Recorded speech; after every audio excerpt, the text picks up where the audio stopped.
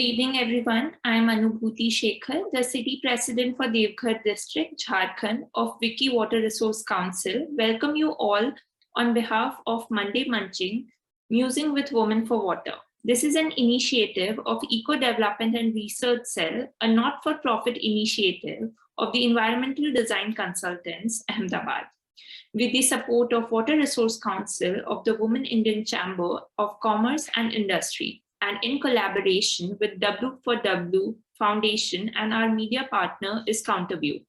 Today, I'm joined by Dr. Mansi Bhargava. She's a national president of Wiki WRC. Welcome, Dr. Mansi. We are glad to start the conversation, namely Monday Munching, Musing with Women for Water, which we co-equally refer as Blue Lips. We are here to share the worries and the wisdom for the women in the water sector. Through this, we hope to learn about the water endeavors in a regular disciplined manner like a masterclass. Today, in this session, we are here to listen and know more about Professor Dr. Anamika Barua. She is a professor in the Department of Humanities and Social Science at IIT Guwahati. She is a trained researcher in ecological economics. Her research interest lies in understanding how political, social, and economic factors shape environmental decisions and change, particularly related to water. For the last 10 years, she has been involved in academic and consultancy projects related to climate change and water issues in South Asia. One of her pioneering work includes developing vulnerability profiles of 29 states and 590 districts of India for the first time using IPCC 2014 framework for adaptation planning. Her recent edited book on climate change, governance, and adaptation, Case Studies from South Asia, bring together several cases from South Asia on climate governance, adaptation, with interdisciplinary approach and across different scale, local, state, and national. Thank you, Dr. Anamika, for joining us today. We are very happy to have you with us. So Dr. Anamika, before we get into the details about your journey, we would like to hear how did you get started in the water sector? And we would like to also know how did you step into the journey and followed by your current engagement in the water sector, right? Okay, thank you so much, Anubhuti, and thank you, Anubhuti and Mansi, for having me here. Great opportunity to share my experience, or I would say journey till now. So how did I landed up with water? Frankly speaking, I started thinking of water after I finished my master's, because master's was entirely on economics. And then I decided to go and do my PhD. When I went for my PhD, one of the, branch, or I would say one of the area of economics I wanted to focus was on environment. And at the time in India, it was mostly environmental economics. So I wanted to do my PhD on environmental economics. And I went to University of Leeds, but there I came across a very interesting, part of economics, which would not, so the reason I'm looking for a word is because it is not a subset of economics. It's an entirely relook of economics, which is ecological economics, and which basically talks about how economy, society, and environment are interlinked, and that you can't talk about water without talking about economy. You can't talk about economy without understanding the water or other environmental resource, and how society depends on both economy and the environment. So my first understanding was the interlinkage and the complex system in which we are living, which is what ecological economics taught me. And the reason I got fascinated with water was because I felt that water is one such resource which we do not really we do not really put a price to it. We do not really see the value to it from a monetary perspective. But if you really look at the water as a resource, probably it is one such resource which is so valuable, without which nothing can work. I mean, not just we can live on, we cannot live, but even your economy cannot work. It's so much in an important resource. So then I felt that, okay, let me start understanding the resource more, and let me see what kind of relationship economy and water has. So this was also a part of my my PhD work, where I focused mostly on water pollution, because I was fascinated with one aspect. I felt that, water pollution that we see across the rivers that passes through India, there are many rivers in India, as you know, interestingly, when it moves from one state to another, in some states we see that it is not as polluted as in another one. So what is the reason behind it, irrespective of upstream, downstream? And so I felt that it is not just, pollution is caused by XYZ factors. It is also what kind of policies are there, to what extent these policies are getting implemented. So several factors comes into play. So this is where my work on water started. And then, of course, I went on working on water. And now at present, I felt that just focusing on water may not be sufficient, given the uncertainty that has come up due to climate change, etc. So I am now trying to relate my work on water with changing climate, the uncertainties around us, and how we can cope and adapt better to this changing environment. So water and climate change has now become the core area of my work. Thank you so much. Now I would like to ask you, did you, in this journey of like connecting the economics with the water and climate change, did you sort of somewhere felt like there are any difficulties, or are there already people who are already working on economics and environment together? Were there any time where you felt that there is a gap you need to fill in, or just sort of throw some light on your difficulties and the journey? How was it? Yeah, actually, one of the things that I realized is when I was doing my master's here, we were focusing not so much on environmental resources. So let me put it in this way. We studied, or we understood, the economy environment relationship as if economy is the whole, like as if environment is a subset of economy. All our neoclassical theories that we studied, economic theories we studied, it basically told us that your natural resource is there for your economy to grow. So you don't really need to focus so much or invest so much on your natural resource. It's basically your economic growth, which will take care of everything. So this was the kind of understanding we had. But when I went out and when I started to explore more, and like I told you about this whole new area of ecological economics, I realized that it is actually other way around, like economy is actually a subset of a larger ecosystem. And there is a, limit to this growth. You cannot grow forever, because one which drives your growth itself is not infinite. So you can't grow forever in a finite world. That's what I understood. Coming to the challenges, yes, the challenges was obviously at the time, particularly focusing on India, they were very limited work. So you have to, you have to establish what you are saying in a way that others would accept it. And I would also like to tell you that these kind of research were not taken very seriously in India at the time. There were so many issues related to poverty alleviation, hunger, and so many other things that, issues such as water scarcity, water stress, water flowing out of the country, how is it related to other important goals of the country, development agendas of the country? So this was also and it was very interdisciplinary. And I'm sure you would also agree, being a young scholar, even right now, interdisciplinarity is not so well accepted when you are particularly going for a job. But I have to, tell here that I was very lucky that IIT Guwahati actually accepted my candidature, although economics was there, it was not purely economics, because like I said, I also brought in institutional factors into it. So there was a lot of policy level discussions in my thesis. And ecological economics, nobody was honestly so well aware. There were a handful of people who understood. So given all that, I have to say that although the journey was difficult, but it ended well when I got into the position here in IIT Guwahati, thanks to the director at the time.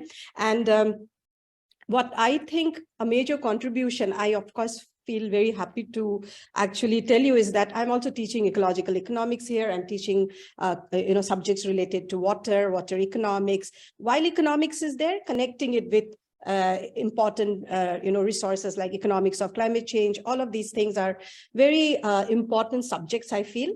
So yeah, so definitely there are hurdles. Whenever you try to do something different than what everybody else is doing, there are hurdles.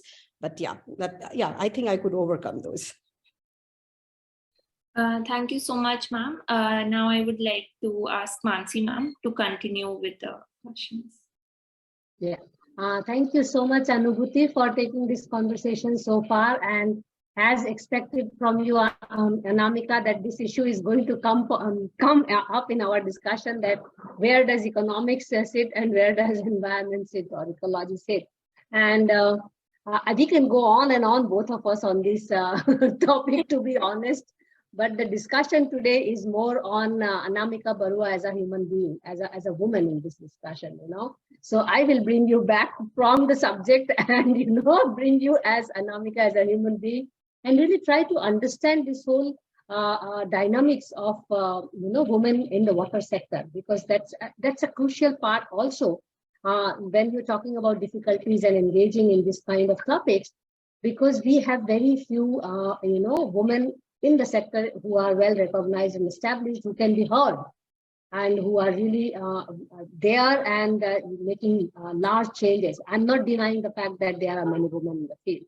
But just before jumping into that part of it, I would like to know, how are you really doing with this kind of, you know, ecology, economy thing, and then also balancing your life, because after all, we are more interested to learn about you as a human being.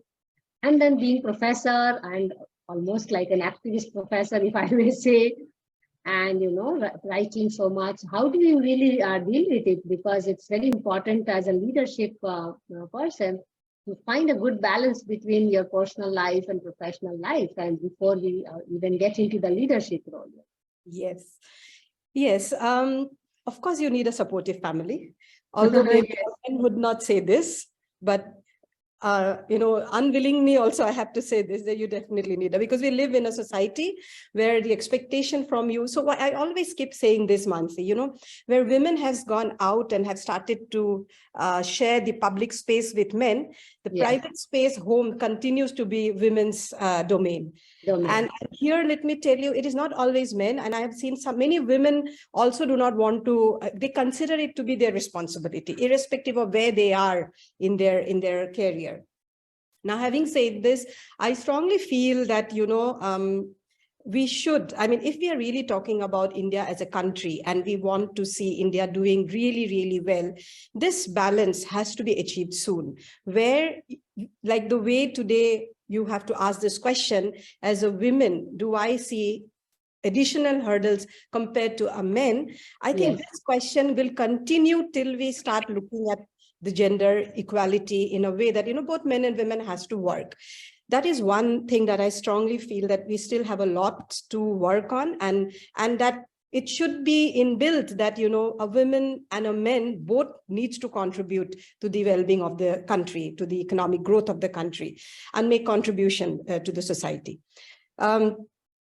So, of course, balancing is definitely a big thing, but I always feel that maybe because of the societal pressure that a woman always has to prove herself doing the best, you know, you would see the women who is top in her career in whichever field, they're really good, because numerous struggles are there, and those struggles sometimes stop. They have longer path, huh? Yes, yes, as compared to the same position for men. Exactly. So you would see always a woman in that position is somewhere, you know, is really very qualified, and you feel very impressed, and you said, okay, she is really good. But because the men doesn't, I mean, all the men who are listening to me will not like this, but I'm not saying they don't struggle and they don't work hard. We have to discuss this. But it is a fact. You know, let me give you a small example. When I was, and my parents always encouraged me to do whatever I want to, but still, I remember I wanted to take a particular tuition when I was doing my undergraduate. I was doing my, I think, class 11, 12, and I wanted to take maths tuition. All my friends who were the boy friends, boys were all going to one particular tutor, And some of the girls as well whose house were close by, and he was the best tutor. I couldn't go to him because my father did not really have enough time to drop me and pick me up every day. My mom also was busy. I had an elder sister as well. So they, of course, not in a negative way, but in a nice way, they said, okay, we'll get you a very good tutor who will come to our house and will, teach you mathematics. Now, what is the, the kind of thing that I lose here being a girl was that security was a major concern, right? They cannot let me go very far and come back alone. But where all those boys who got tutored by that particular faculty are better off than me. So you see, but you had to work harder because you had to compete with those who have the best of the resources now. So I always feel that there are struggles in every step. But Mansi, I think we are now in a position where we can bring the change. We should not forget the struggle we went through, or many struggles we did not go through. Now, many of us would say that, but it's fine. I never felt that difference. But there are many families, many girls who are feeling that difference.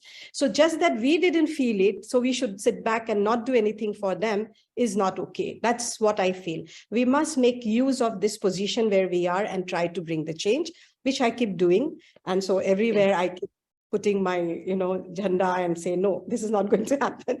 Wherever I get a chance. That's the whole purpose of this conversation as well, because more and more women have to really come across and face it on everyday basis and learn about it, that we have to sail through it, either together or in a situation where you have to really do it. And also, I think for other genders and especially men also to hear our voice, that here is a population which is half the country or half the planet, and who are equally capable to handle things. Then it's not about taking away someone else's share of goodies, but also it's about sharing the goodie itself, doing something. But coming back to the water sector itself, and it's not anything hidden. You and I are very much aware of it, and that's the reason we are doing this conversation and also initiated the Wiki Water Resource Council, that when we are celebrating women leadership, there are more studies and more work on women in the vulnerability side of water, so women bearing the brunt of water stress and all. But you also reckon that the leadership of women in the water sector is also understudied subject. It's also under noticed or acknowledged to some extent. And world statistics says 1 in 5 of water personnel are only women. And India, by the way, is performing worse than that. So we are probably in 8 or 9 or 10, 1 in 8 or 9 or 10. So how do you really see this as this situation, particularly because we know that there are many women who are doing good work. We know that they have attained a lot of things, but still, when we see major policy decisions coming, major projects coming, it's all the manners, So why do you think this is the case, and how far do you think we have to continue doing this? Because India, by the way, also houses highest number of educated women in the world who are unemployed.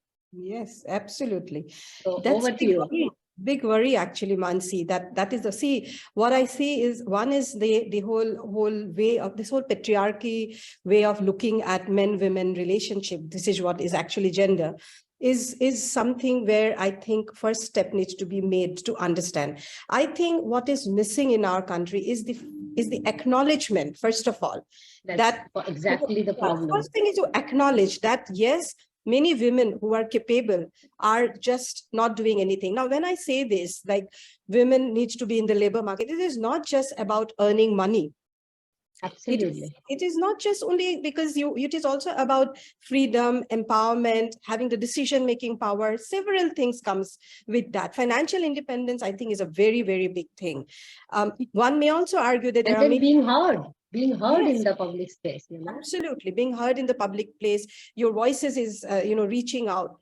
One may see what you mentioned about a lot of women, educated women, are not in the labor force, are not working. That I see in the campus where I live, in the IIT Guwahati campus. I see husband and wife equally capable, but the wife has left the job because husband got a job in IIT Guwahati. And you know what happens is IIT Guwahati is a kind of isolated from the main city. So unless those women who are determined that no, we will continue our career, who travels long distance and goes and takes up a job, many have decided for several reasons to be at home and not actually take up job. And when I look at them, I'm seriously telling you, if the choice would have been other way around, the men is at home and the women has gone out to take up the job, probably they would have done better than their men counterpart, because they're really talented. That is patriarchy. But we both can relate with it that we have seen in the West that when a woman gets a better job, in fact, the husband is willing to move with the woman, which does not happen in India. That is not happening. And one more thing I feel, so that's where I want to come, that so many things are interlinked. For example, access to transportation. Suppose if you have excellent transportation to take you from one place to another, public transportation is safe and good and frequent, then what is the problem? One can go, right? Go, do the job and come back on time. This is one. Yes, then there should be good childcare facility where a woman can safely, without any headache, leave the child and go. Because at the end of the day, it looks like that as if, mother, you are a mother, you are a father, but mother's responsibility is full-time caregiving. But that's not true, right? Mother is also a woman. Mother can also be an employee. So many things we actually overlook.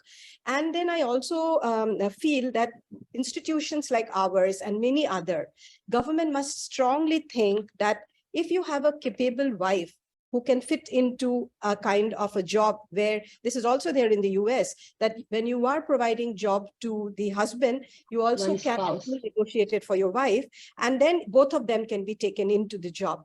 Do we have such openings? We don't really have. We are not really seriously thinking about it. This is because it is taken as granted that it's okay, one person is working, the other can take care of the home. So this kind of attitude stops you from actually moving ahead. And when you talk about water sector, water is been always considered to be a very masculine subject. Water is about managing, controlling. It's something, and women somehow doesn't fit into it. So water, that's why wherever you see water, it is more on the soft side of the water. Yeah, so woman is portrayed on the vulnerable side, that woman is bearing the brunt of water crisis or water collection for the house. Yes. The very question is not asked why woman is collecting water for the house. Exactly. And that is where, I also come from an institution where we have more boys than girls. Now, what I see is that it is not just also about, bringing out number of policies. It is about creating an enabling environment. When you are sitting in a classroom with 90 boys and only 2 girls, are these 2 girls comfortable? Are they being given an enabling environment by the teacher who is teaching, asking them, do you have something to say? Do you want to comment on this? And not, shutting them, even if they're asking a silly question. These enabling environment, this sensitivity has to be generated, that how difficult for somebody to be in a group of people where everybody else is of opposite sex. And let me tell you, even I have faced it several times. Many meetings, I'm the only woman, everybody else is men. Many of my projects, I'm the only woman, the others all are men. Now, I think all of us are facing it. Yeah. And you are traveling, you are moving around, you are doing so many things with them. So if you are not strong enough, if you are not able to withstand that pressure, you give up. At the end of the day, many women give up and they said, no, not possible. It's too much on us. So I think these things are still, we are really lacking in India. And sometimes it is sad, because I strongly feel we still have a long way to go. We are making... don't you? Yeah, sorry, go ahead. No, I'm saying we are making some progress. Many may say that we are, but still, we can't be happy and satisfied. It is just below average kind of a progress we are making. But somewhere when I engage into these kind of conversations and we reach this point where we have just discussed, I also feel that are we doing enough to train men to be more inclusive and accommodative? That's also a serious question, because more of the women leadership programs or leadership discussions is again focused on women. Yeah. That is also unfortunate. Like even we are doing the study on women itself. I Right. would really like to start a series where I'm talking to men and asking about what about women in water? You must, absolutely. It is no Okay, I point must do saying that. yeah, I mean, like when I'm saying enabling environment, I'm actually talking about the other sex, right? I want them to make it enabling. And you Yes. know, Mansi, one interesting thing is I have met many men who are more sensitive than women as well. Absolutely. That is another discussion altogether. Yes, You know, this whole masculinity of approach or femininity of approach. yes, I mean, we yes, know we have some common friends in these lines, you know, who are much yes, more sensitive to absolutely. gender issues. Absolutely. Much So, more. And many of them has also even educated me by saying, no, why are you saying this? This is a very gendered way of looking at things. So there I'm are many such men who needs to be brought in. These men absolutely. should be made an agent of change actually by Yes. asking, because if a man is speaking to the men, I think it brings much more change rather than a woman speaking to a man. So that kind of a That's program a is good learning for me, a lesson for me that I have to see if I can deviate this whole conversation also with the woman. I have to ask my team as well if how comfortable they feel. But I will bring back the discussion on women leadership again, because why do you think we are unable to really not only formally reach that position in leadership, but also really be there when it is major decisions are taken, you know, or we become the face of those decisions, even if that means you have to face the brunt of having not done the right decision. But often, most of the water decisions we always see are all manuals, including we hardly have one water minister since independence, by the way, in the center. yeah, Only one time woman water minister since 1947, which already speaks volumes that in 75 years we are far away from having women leadership, but yeah. not literally to the political leadership or to the central government. Still, we are lacking far. But why do you think, and what do you think we should be doing as some of us who are change makers already? Yeah, good question, Mansi. If you really think about it, you will see that there are a lot of women in to particular level. Okay, like mid-level career in every sector, not just water, you'll see a lot of women there. Yes. But beyond that, when it is one step ahead, where the responsibility is more, where the pressure is more, where you have to give more time to your office, where you have to travel a lot, you don't really see women. And answer is simple. It's because of a lot of pressure at the personal front, because there are a lot of expectations from these women to also be at home and be able to, if a man doesn't make himself available for a family function, it is still okay because he's supposed to be like that. He's supposed to be busy. He should not be free all the time. Then one would question what is going on, right? But if a woman is too busy and has no time for anything else but her work, then one would say she's too career minded and she has no time for the family. I think women also fear to many, as I said, there are many women who are not willing to actually accept that kind of criticism, and they feel that it's too much on them. Families also many a times do not support. I get very annoyed when I see these advertisements where they show father is saving money for education, higher education for the son and for marriage for women, for the girl. What are you telling? They are telling that for a family, the satisfaction happens when the boy goes ahead for higher studies, and where is Saving. the girl goes for, sorry, I got disturbed because there was a phone call. But the girl's aim is that only family will be happy when she is married off. All her other achievements are zero, right? That's not okay. So I think what we really see is that our education system itself needs to change, where we need to encourage more and more girls to take up these kind of challenging subjects where they have to probably spend more time and more effort and maybe come out of their comfort zone. That is one. Second, I also feel the family structure, the patriarchal norms has to change, the gender norms has to change, equal responsibility of men and women has to happen. And also, as you very rightly mentioned, it should not be that tomorrow a women, actually, I remember reading one of the articles, I think by one of the very big women leader, can't forget her name. She said, you know, women's career and the biological time, everything moves together. So it shouldn't be that, you know, a woman, because she is in the career, she cannot actually have a family, because it puts a pressure on her. And so that is the time when she leaves her work and gets into her, you know, family and childcare, etc. So all of these things are so interconnected. You need to have right kind of policies, like I said, enabling factors, enabling policies to, and this needs a lot of thought. But if you have decision makers, all men who have themselves have never gone through this struggle, they cannot put the right policies in place. That is why it is important to always include women in every forum, because you may say that why? At one level, all men are sensitive, you might argue, but still you are not experiencing what a woman is experiencing. That women may be a product of patriarchal, and she may actually not agree to what you are saying, but you can ask her, why did you leave the job? She may say, I left the job because I think my first priority is my family. Fine, but you got that input. Right. So this is why I feel that everywhere you need to have women representation, and only then you can have a fair policy. Otherwise, it's lopsided. Yeah, but if I completely agree with you, but if they are not represented there now, because we are in a leadership situation, people like you and me, I will put that very frankly, to be honest, we should not be embarrassed about it.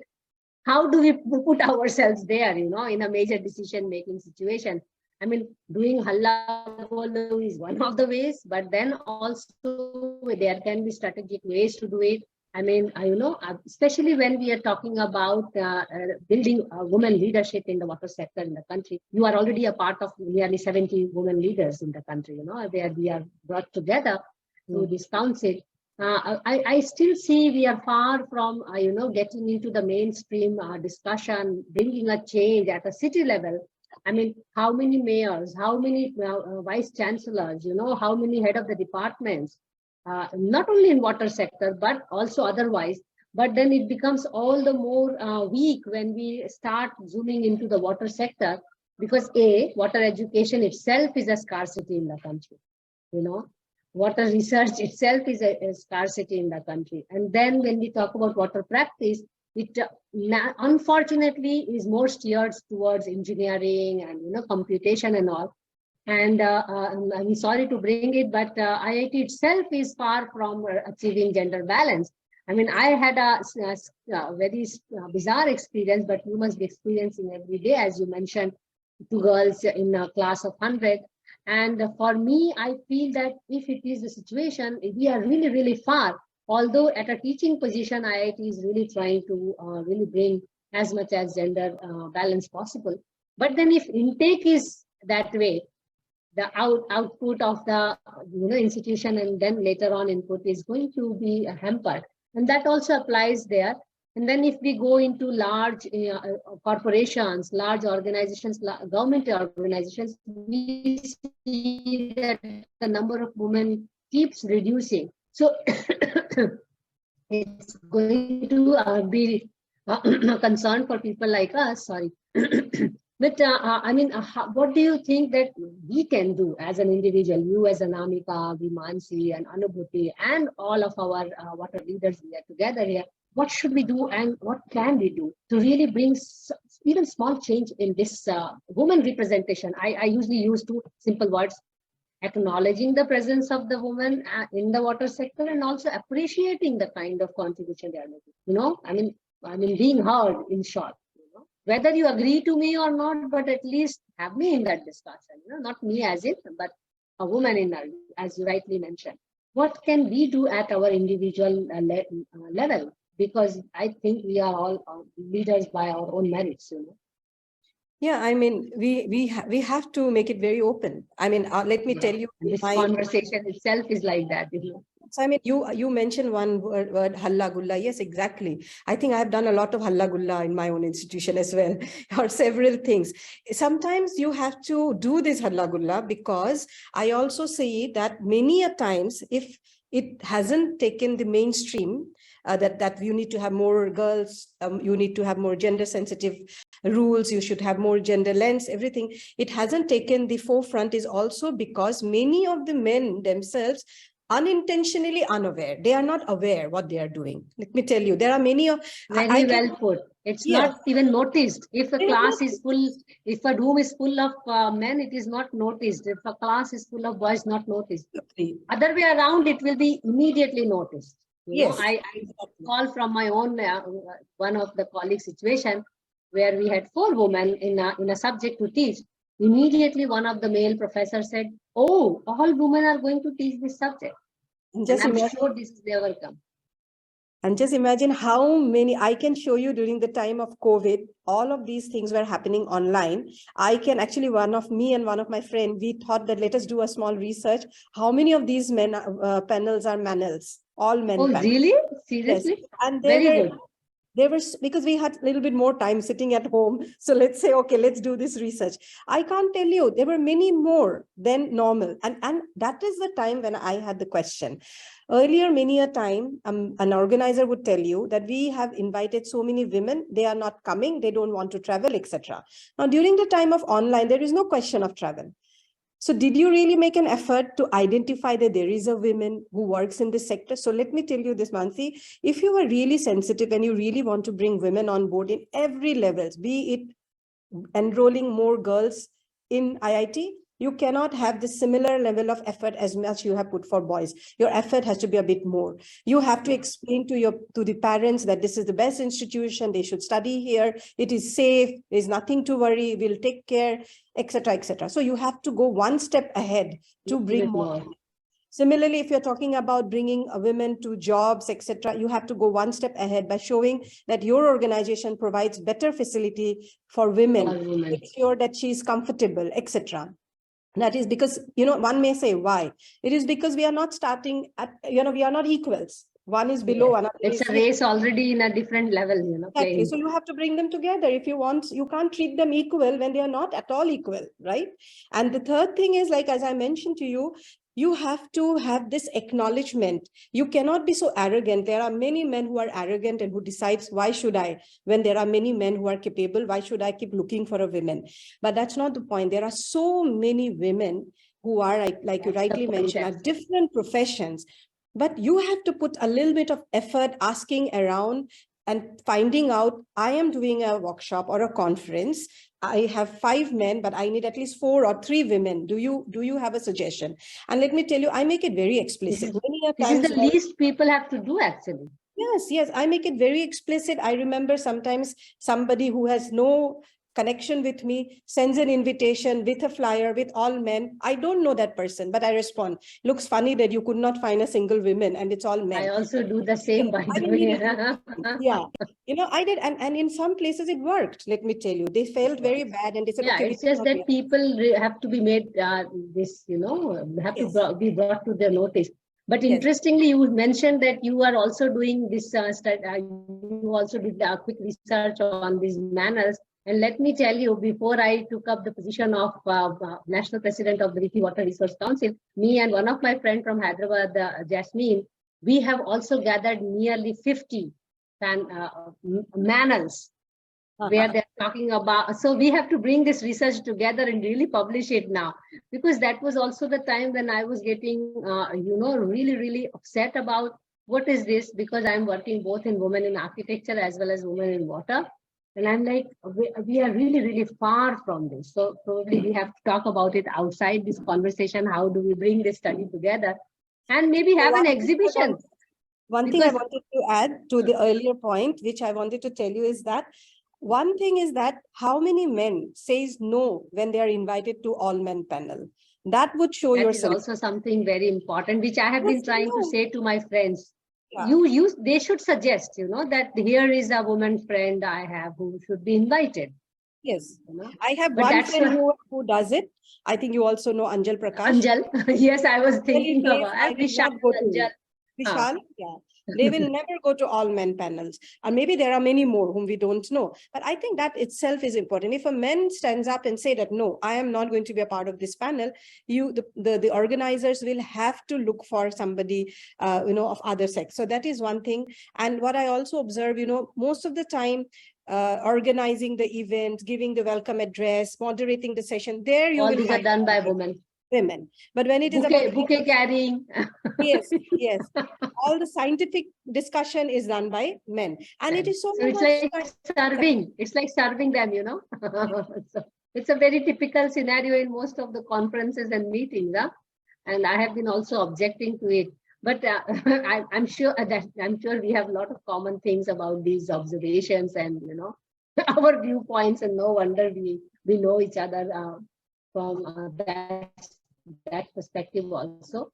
And we can keep talking about it, but this is a serious concern when we are talking about bringing more women leadership into the fore, and especially all these discussions and policy changes and even discussions for that matter, not only change, but I think we have to see what we can do at our individual level. So I'm just curious to understand, what are you doing these days in terms of more women engagement or women leadership, and then I will hand it over to another person. Well, in my projects, I make sure that I am recruiting more of the girls. All my project staff, maybe again, somebody may criticize, but all my project staff right now are girls, whether it is an RA, whether it's an accountant, whether it is a postdoc, everybody is a woman. And that is because I'm trying to bring some balance, because most of the others are. That may be criticized, but then yes, you have to do it. Yeah, and there are many of, and I'm very flexible with many of them. I allow them to work part-time, many a times from home, because every family is not similar, so you have to have a gender lens to it. So I do that as well, and I am also in all my projects, I definitely keep a gender lens, although I'm not a gender expert as in by education, but whatever little I understand, I try to make sure that there is a gender lens to every policy recommendation that we are making. Even at the state level, we do different kinds of capacity building workshops. We make it clear in our invitation letters that we would like to have participation encouraged. Women participation is encouraged. Yes. We always try to write. So these are small things we do, and keep pushing the agenda that we have to bring in gender balance. Yeah, I'm aware of all your hullabullus also, which are important, and we have to keep doing all these things. These are little subtle ways where we can bring a change, because it's about making many people realize also, both men and women, that this is important. Because even there, to large extent, women also have this acceptance if there are all men sitting and talking about a subject. Yes, there is an acceptance. But women also do not have that acceptance if all women are sitting and talking about a subject. Exactly. Which is very strange. But anyway, we can keep talking, but that brings... here, I want to just end by saying one thing is that we also have to remember that women are also a part of the patriarchal system. So the way a man behaves, women will also behave. Some of us probably have been able to understand the implications of such a system. Many still believes in the patriarchal system. So if you're looking at from their point of view, they have accepted that system. And so it takes more time for them to get out of this patriarchal system. Absolutely. I mean, I have always questioned this very, very fundamental and spiritual part of it, which is not part of this conversation, but I would really like to share that with you, because we talk about it. I never understood why mother would aim for a boy child. It's beyond my imagination, So anyway, we can talk about it some other time. We have to keep this a little bit more crisp. And thank you so much, Anamika, for this lovely conversation with me. We still have a very interesting question, and that is, I think, honest to Anubhuti, because it's also for the youth. So over to you, Anubhuti, and thank you so much, Anamika. Thanks. Yeah. Thank you, ma'am. One thing I would like to highlight is, do you have any message that you wish to share with the young professionals who are entering the climate or the water profession specifically? Well, my message is very short. It is that if you are entering this profession, there will be many challenges, and you should not give up. Because if you do not give us, then you would definitely see at the end of the tunnel, there is a lot of hope and lot of light.